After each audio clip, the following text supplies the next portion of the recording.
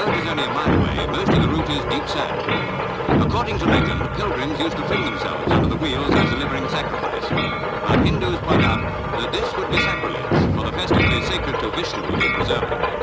Enough for them the blessing which comes